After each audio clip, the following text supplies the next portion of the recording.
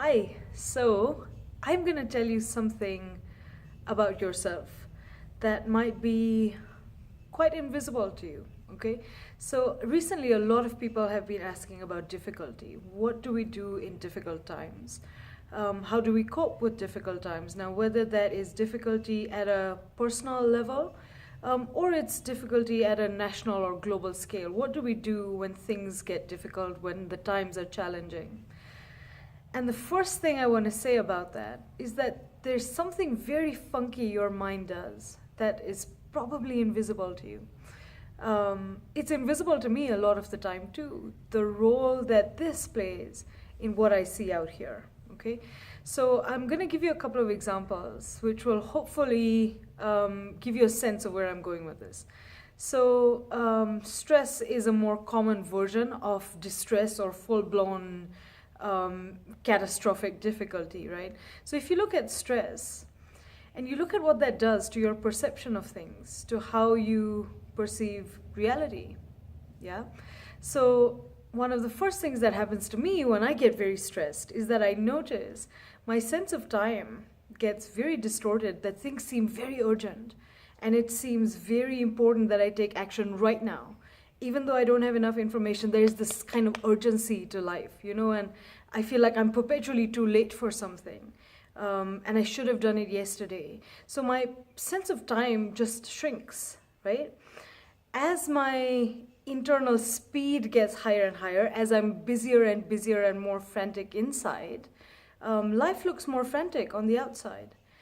And it looks less manageable to me. And I feel less resilient, I feel less capable of handling whatever I'm facing, right? Now, sometimes in exactly the same situation, I wake up the next morning and somehow I feel different. I'm more at ease, I'm more relaxed, maybe it's before I've begun my day fully.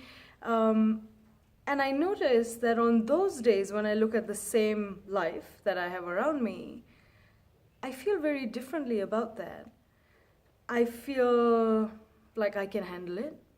I recognize there are a few things that need to be done, like today, and there are many things that are not really necessary.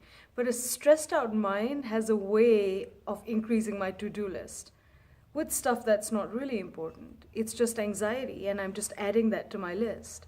But it's not a game changer. It's not really moving the needle on the things that are important. I'm just worried. And so I keep saying, I should do this, I should do that, I should add this to my list, I should have done that yesterday. But I'm not really getting it done, right?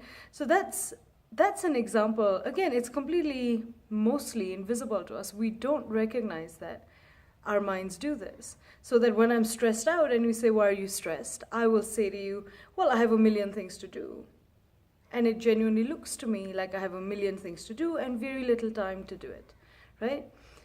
The same to-do list in another state of mind, I'll look at it and I'll say, well, actually, most of these are not necessary. There's 3 things here that I really have to do, and I can get on with that.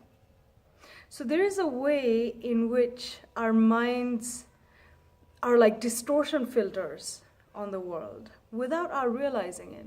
The same thing happens when we get really upset or really angry with somebody.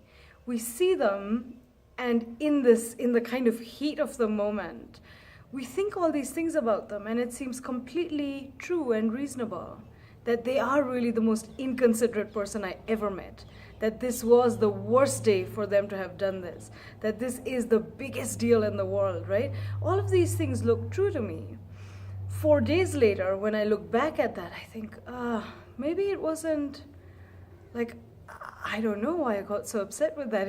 I might have overreacted a little bit. I didn't mean to. I didn't mean to be so harsh. I said things that I didn't really mean. But in that moment, I did mean them, right? Because I didn't see that my mind has a way of distorting my perception of reality out here. So when the role of my own mind and my own thoughts are invisible to me, I see the world out there and I feel kind of powerless. I say, well, he did do this to me. So now I have to respond to it. I have to do something about it, right? But the truth is, I'm not really seeing him or what he did objectively. I'm seeing it through this massive filter of thought. So this is just an invitation, a sneak peek to something that I'm going to talk a lot more in detail about on a webinar with Molly Gordon.